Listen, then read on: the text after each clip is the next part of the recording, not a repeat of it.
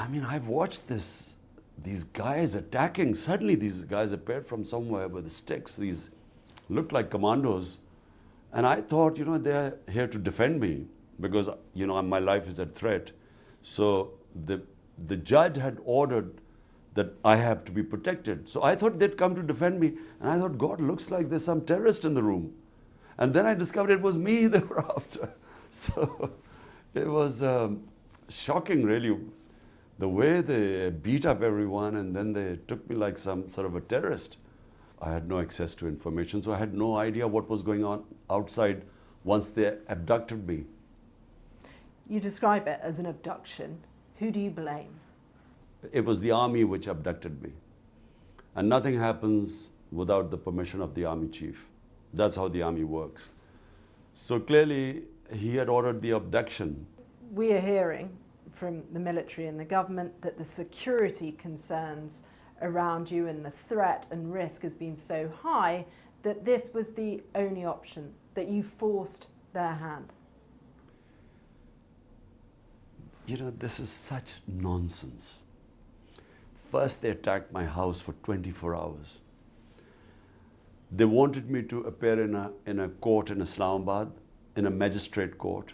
I had already agreed to attend.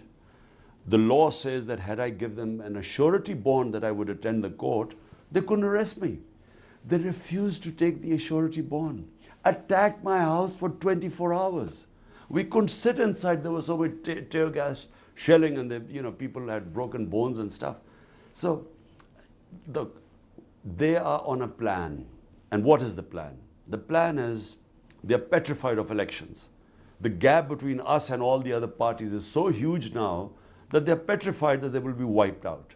So they have decided that the only way they'll allow elections is if I'm inside jail or killed.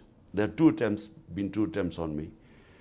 And most of my senior leadership should be jailed too. This is what they've done. They've used this to put the entire leadership of PTI in jail. What will you do if you're rearrested? Because there is a very real threat with more than 100 charges against you that you could be.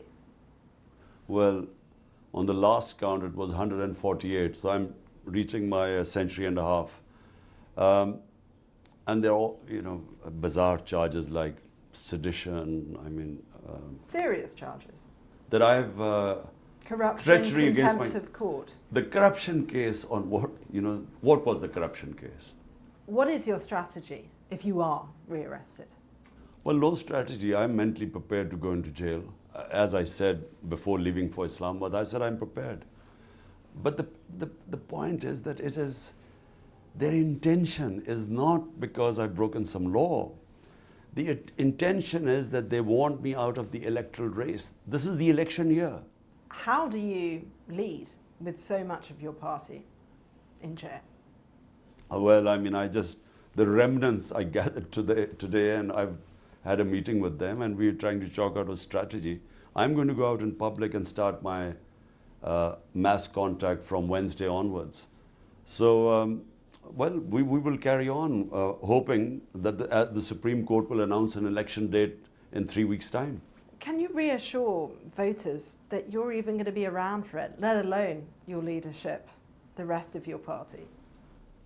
Look, what might happen, God alone knows what might happen. I'm lucky to be alive. No one thought I would survive yesterday because they had already got police contingent from another province, that the moment I had got bail from these cases, the police was ready to take me in jail on another case. But the judges stood up. And this is what has shocked the military establishment, because the judges finally decided, they said, look, we're not going to again get him into jail, and everyone knows trumped up charges, and the result would be public unrest. So the judges took a stand. We are witnessing history in Pakistan now, new history being written.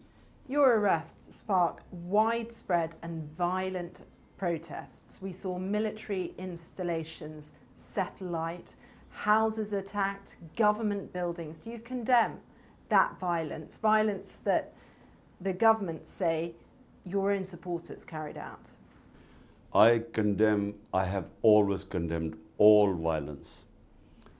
The military has been the bedrock of this country for decades. Do you think you can run the nation without the support of the army? Because you run that risk of alienating them. No, look, things change, countries evolve, thinking changes. We started off as a security state and had straight away martial law where the army ruled for 10 years. But right now, I mean, I have never seen such oppression. I mean, there's total clampdown on media. I can't appear on live television. If journalists have picked up, beaten up, tortured, custodial torture of my senior members, social media activists. It's never happened like this before. This is the same military that helped bring you to power in the first place. It seems like somewhat of an ideological U-turn. Absolutely not. They never brought me into power. My party was the most popular party. All the opinions polls said that.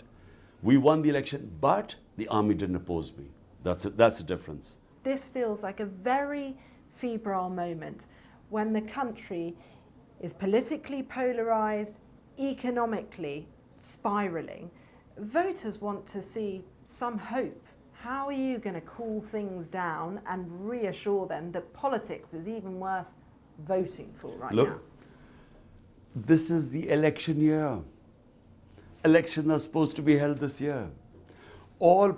If you want the solution to Pakistan's problems, they are elections. Hold free and fair elections, let the people decide who they want to give the mandate, and Pakistan will stabilize. Problem is that they're all worried. The entire 12-party coalition is petrified, along with the military establishment, that my party will sweep the elections because out of 37 by-elections, we have swept 30 of them. So because they're worried, they're trying to delay the elections. That's all. So all we want is free and fair elections. Do you have faith in the judiciary? And where do you think democracy in Pakistan is right now? Well, the democracy in Pakistan has never taken such a battering as it has right now. I mean, all our fundamental rights are violated. This sort of thing has never happened. No political figure has ever had 150 cases and then his house raided. Once they attacked for 24 hours, then when I was away, they threw an armored car, they broke through my door, raided my house. My wife was all alone by herself. It's never happened before. So democracy is an all-time low. The only hope we have is the judiciary.